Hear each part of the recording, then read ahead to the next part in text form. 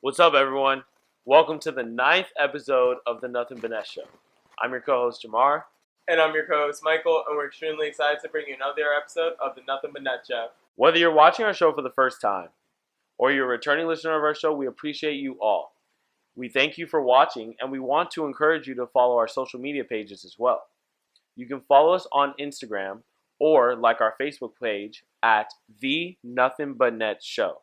You can also follow our Twitter account at The NBN Show. So on today's episode, we're going to be discussing the utterly dominant Warriors and how they're just taking over the NBA for another season. We'll also touch upon top storylines of player performances and team performances, and we'll give a slight preview as to the NCAA season. So let's jump right into it. Yeah, let's get it. But first, a word from AJM Performance. AJM Performance. Do you want to train like the pros do? AJM Performance is the right fit. They can help you chase your goals and accomplish them. You can contact them by their Instagram at AJM_performance, or you can send a call or a text message to 786-370-1387. Hit up AJM Performance if you're trying to get that boost. Go out and become the best you.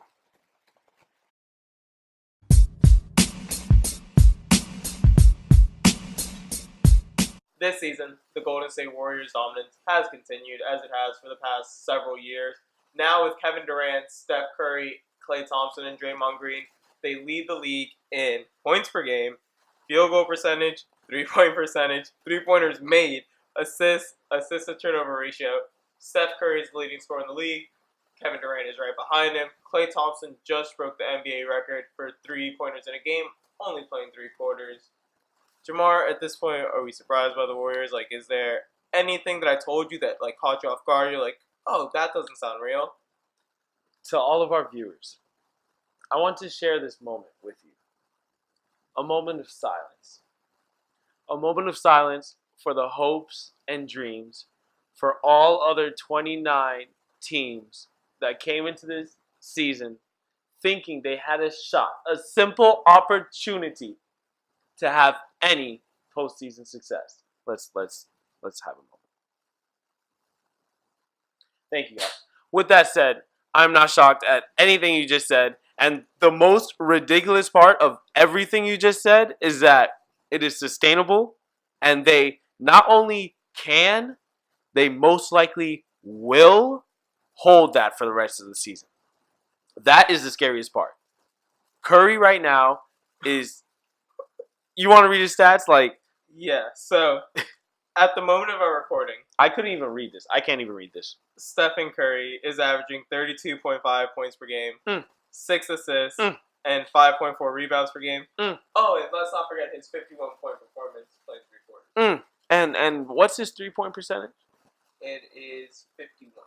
So the man is 53% field goal percentage, but 51% from three. Guys, we have never seen this before. In NBA history, in the history of the world, we have never seen this before. And again, the scariest part about it is I've been watching sports TV. I've been watching regular broadcastings, debate shows, things of that nature, right? The scariest thing is they all say, oh, the averages will play themselves out, right? Stephen A. Smith said to Max Kellerman, he said, Steph Curry is this good. He begs the question, are you sure? Are you sure he can't do this for the season? Because I'm watching them play, no matter who they're playing. The game is so insanely easy for them. It's so smooth. There's no trying. It's Globetrotter-esque. Yeah. They're literally, it's like the Harlem Globetrotters, but they're playing against actual professional players. Yeah. At the time of this recording, last night they played the Timberwolves, and there was a point where the Timberwolves got close, and then you saw Golden State just tap the gas. They didn't put their foot to the gas. They didn't put their foot. They just. And it's so disrespectful. Not disrespectful on their parts. I'm saying it's just disrespectful in the sense they're literally just playing around. Yeah. They are playing around, and then when the game does get close, and it's like, oh shoot, like is getting a little too close for comfort. Yeah. All right, let's just play for real for 3 minutes. 16-0 run in 3 minutes. Well, it was a 2-point game. Now it's an 18-point game. Like, out of nowhere, and it's crazy. And again, they are so good, it begs the question, can they keep it up for a season? I think it gets toned back a little bit. I think they still, out of all the categories I stated, I think points per game, they end with the highest, assists per game. 3-pointers made, unless the Rockets turn it up. 3-point percent. I don't really see their. They should hold it all. Yeah. But let me ask you this: can Steph hold those averages for the whole season? Mainly, I'm certain he can average 33 a game. I could see him going 32, 6, and 6 for a year. Can he keep 51 from 3? Nah, that's impossible. No, he'll be 40, 50, 90. You would think it's impossible, but is it? He might catch a 45 clip from 3. Which, like, No. As I say it, it doesn't sound real. It sounds like I'm talking about my career. And it just, the fact, and it's not even that he just takes threes, like Kyle Korver. It's the threes he takes. Yeah, it's not just set off-screen catch and shoots, which he has a lot of those too, but it's playing with the ball, fading over, getting hit, and 1 threes. And I'm going to go out on a limb and say, your bench. You don't think this is possible? The man has shown me that nothing is impossible for him. I think he can. The man can average 50 from 3, which begs the other question, can he win MVP? And you know my opinion on this. Him and KD are going to take away from each other. It's just simply because literally on his special night, just the other day, he had 51 in the game before the Garden, right? KD had 31 with him, so it's like, and then KD had 41 in the Garden. Let me read you this one. Mm-hmm. So, last night against the Timberwolves, 33, 28, and 22 from their 3 leading scorers.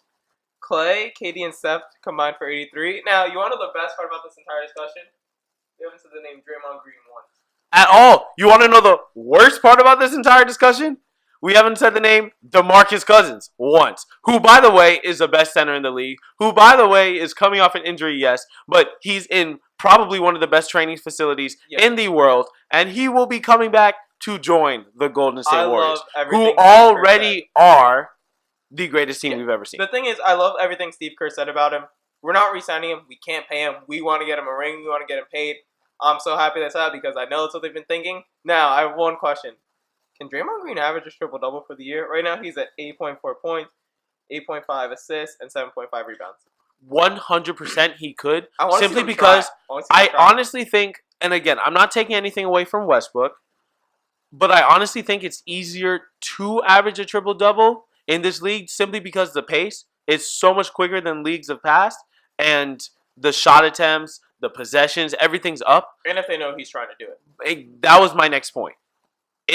Because they're so good, if they really come with the mindset to do it, they can. Like, you mean to tell me LeBron, who's 27, 8, and 8 every single season, you mean to tell me he really can't average 2 more assists and 2 more rebounds if he didn't want to? Saying if Draymond passes to you and you're like somewhat open, don't look for a better pass. Which is why I wasn't that impressed with Westbrook's triple-double because he was going out to do it. Yeah.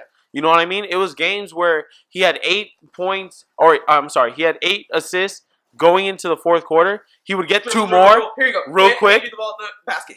Here's the ball at the basket. Miss. Look, that's my rebound. Exactly. Steven Adams, out of here. And his teammates are in on it too. Yeah, like Steven Adams is boxing out center so Russ can he can come in and grab the board. And then sprint down the court, hand it off to right back off to Steven Adams for a dunk. And then in some games, once he gets the triple-double, then after that, it's all shots. Exactly. After that, it's straight shots. I think I'm Dame. I'm pulling up, baby. Again, the craziest part of this whole Warriors thing is that, at least to me, in my opinion, I think it's sustainable. I genuinely believe that Steph might actually go over 50 from 3 this season. And again, in my opinion, this is exactly why Steph cannot win MVP, because he's going to be somewhere around, for the season I'm talking, he's going to be somewhere around 35-5, and he's going to be playing next to someone who will be somewhere around 27, 7, and 6. Yeah. So it's like, if you can't even argue with, and again, I'm not arguing the player, but if you can't even argue who's the most valuable on their own team, one cannot win for the league. Yeah. So honestly, if I'm just going to drop one last hot take, I think Draymond Green gets 2 quadruple doubles this year, if not 1, because I think he can hunt it. And I really, really think, looking at them, we might have 3 teammates this year go 40, 50, 90. Which is, and again, this is just insane. I can't believe I said that out loud. It's And insane. I'm not trolling. It's insane. The fact that I believe that and it's feasible, it's scary. It's spooky, boys. It's spooky, boys. We're witnessing history in the NBA.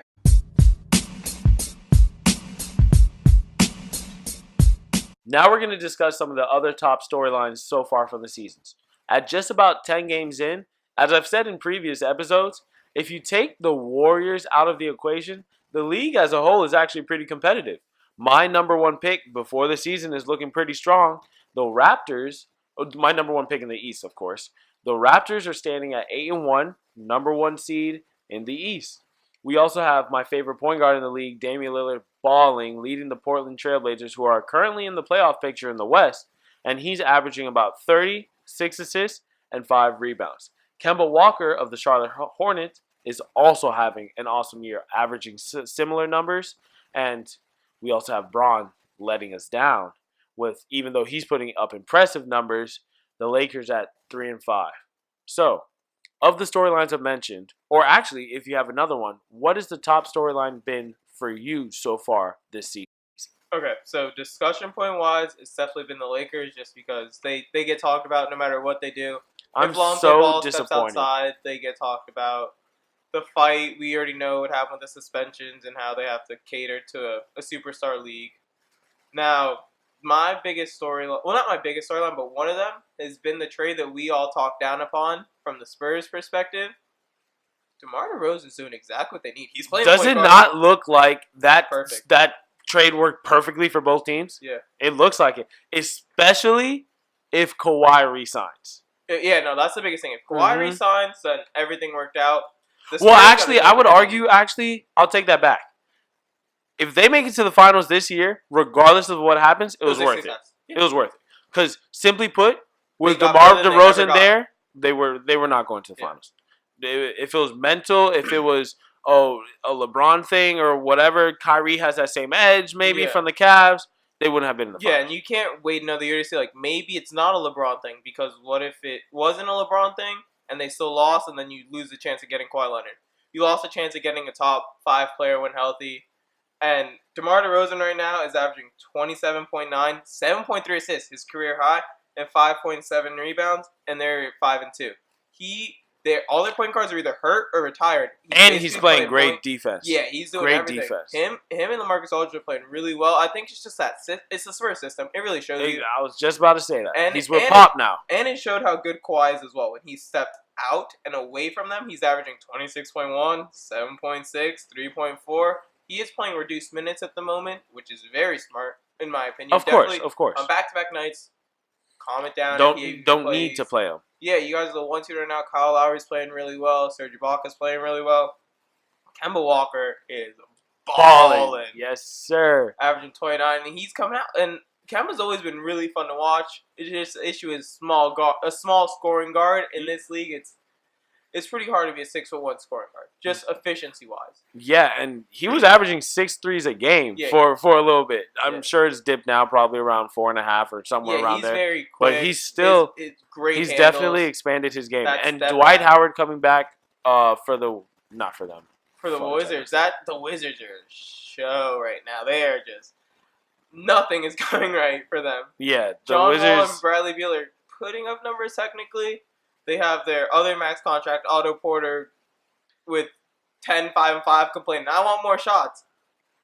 Do something. And everyone's coming out again at your man, who I don't know why you are so big on him, but everyone's coming out once again. All I know is if a role player is talking about the superstar, one of you stay and one of you can go. So I don't care if Bradley Beal's not a role player, and he's talking about, look, man, this man got his agenda. He got numbers he wants to hit. That's what Wall said about Bradley Beal. Bradley Beal just wants to score.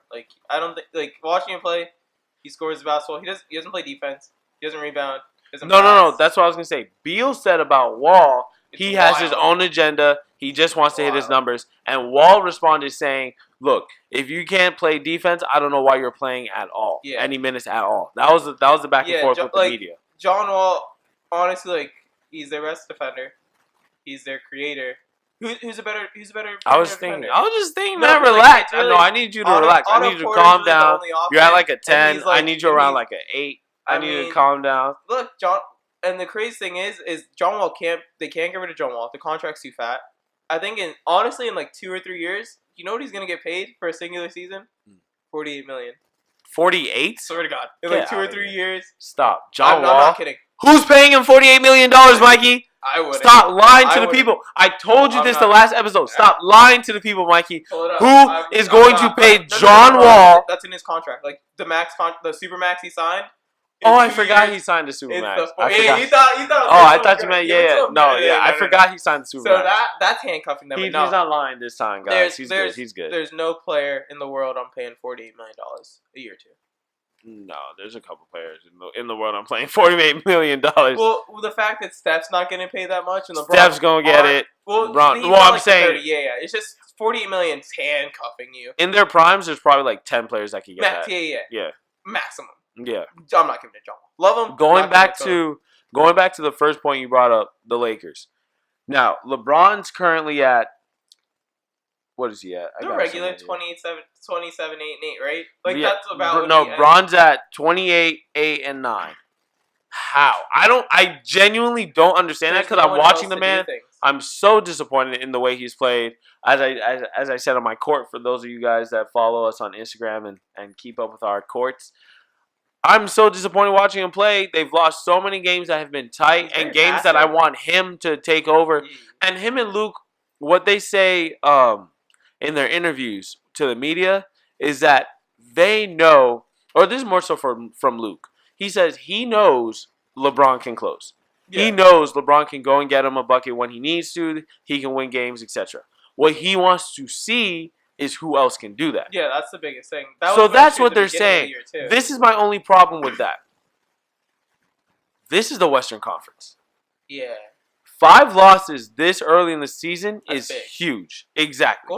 In the East, it's whatever. You can go on a little 12-game win streak, whatever. This is the West. Yeah. We saw last year the seeds from 3 to 10, I believe. It was separated by a game and a half. Separated by 2 games, right? 2 or 3 games. Wild. So 5 losses in the beginning of the season is huge. Now, the only good thing that they have going for them is that a lot of other teams are struggling as well. The Rockets, the Thunder, other teams that were expected to be high-caliber teams in the West are also and some struggling. Teams that weren't supposed to be good, like the Kings, are good. Exactly. So we expect them, right? But we expect them, as you know, teams are able to game plan later in the season and actually start playing defense. Yeah, we expect those to lower. That's the only good thing that the Lakers have going for them. But for me, speaking to you, LeBron, because I know you're watching this show, I need you to pick it up. I need you to start carrying this team. I've never understood why the game plan was to play him most in the post. I never understood that because he has the least shooters around him probably since his 2nd or 3rd year in the league. Yeah. So I don't understand why. I don't understand why when the man has shot over 40 from 3 one season, when the man was 38 last year, I believe, why are you moving him from the 3-point line to the post? Because then what we've seen is right now he's averaging 27% from 3. He's a very rhythm shooter. Exactly. So if he's post all game, which is what has been happening, he's completely out of rhythm. So he's taking threes and he's missing all of them. The touch isn't there. I've never understood that.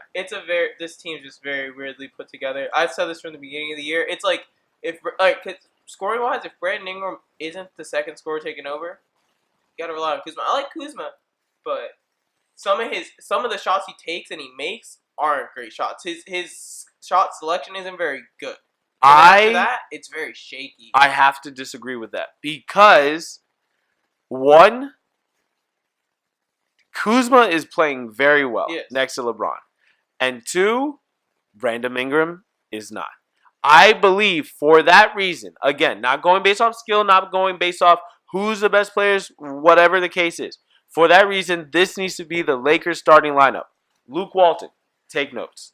The Lakers starting lineup needs to be Lonzo at starting PG. He's not better than Rondo, but Rondo will play great as a starter or off the bench. And you can stagger his minutes. Lonzo will not. Lonzo, I have seen his confidence is completely different from when he's starting and when he comes off the bench. Lonzo needs to start. Josh Hart needs to start. No KCP. He's been balling. I never understood why KCP was starting. I said that since the beginning, before the season. Like, the only thing he had was the veteran mentality and defense, and he's not doing either. He's not scoring. No, So exactly. What do you use? He does not need to start. Josh Hart needs to start. Josh Hart needs to start. Brandon Ingram, depending on if he can play great, what I'd like to see, because he's so skilled and so gifted, I'd like to see him come off the bench and just kill bench lineups. Can he do but it? exactly, I don't know. He's never come off the bench. Exactly, he doesn't have that confidence. So I'd understand starting him, but that's what I'd really love to see. And if anything, start him and play him minutes more when he's playing against the other team's bench players. Yeah. And then besides that, JaVale obviously, and Bron and Kuz obviously. Yeah. Obviously. The biggest thing is for that, Brandon Ingram and LeBron have to mesh. So if that means you gotta play them early and struggle. You gotta play them early and struggle. That's and also the thing. Thing is Brandon Ingram will play the two. But again, the problem is Brandon Ingram's very versatile. And you can put him a whole bunch of different places. In the West, you can't get off. So that's the biggest problem thing is you can't experiment. Yeah. And even if you're experimenting, it's cool to experiment during the game. I believe 3 of the Lakers' 5 losses have been within 5 points. Games. Yeah. Bron, I need you to close those. I understand experimenting. I understand you need to see what's going on with your other teammates. You need to see who's with you. But just for those last 2 minutes, you need to say, forget them, give me the ball, we're winning this, and then we'll continue. Give me who's playing the best. Because I don't care. Feeling that wins are more important. Yeah. But those are some of the top storylines aside from the Raptors. Oh, and Giannis balling. Anthony Davis balling. Joel Embiid's at 30. Balling. 30, 12, balling. If he could play a full season, that's an MVP candidate right there. Yeah. And also the aura too. Everyone loves, most people love Joel. There are times that the antics turn me off to him, but there's also times that he's so fun to watch. Yeah, no, he's fun. Post game, he's hilarious. Of course, and he's just a great player. Shout out, Drew. If he plays the full time, Hakeem is 1,000% so accurate. Yeah, and he's more versatile than Hakeem was. Yeah, he shoot through. Yeah. The post is gorgeous, and the post is the dying game. But when you got a 7-foot big man like that who moves so gracefully, it's not fair. If you guys have seen the off-season videos of him and Tatum going at it, he doesn't look like a center. Yeah. Him and DeMarcus Cousins don't look like centers. Yeah, but they're definitely great. Those are some of the top storylines. The Rockets need to turn it up. Yeah, definitely. Well, we'll see what happens with them with the rest of the season.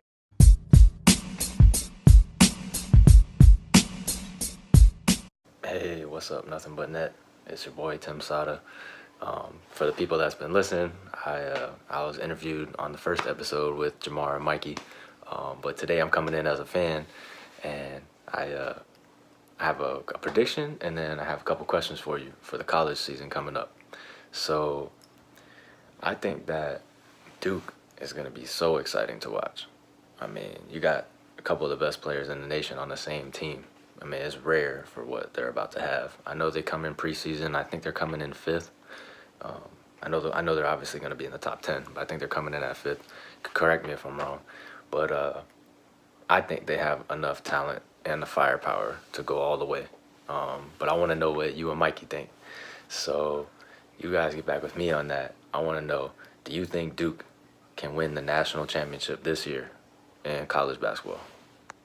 Hey, Tim.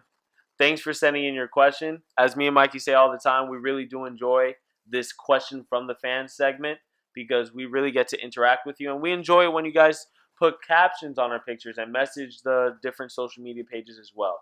It just makes everything more interactive and it maximizes our experience doing this show. I'll answer your question first.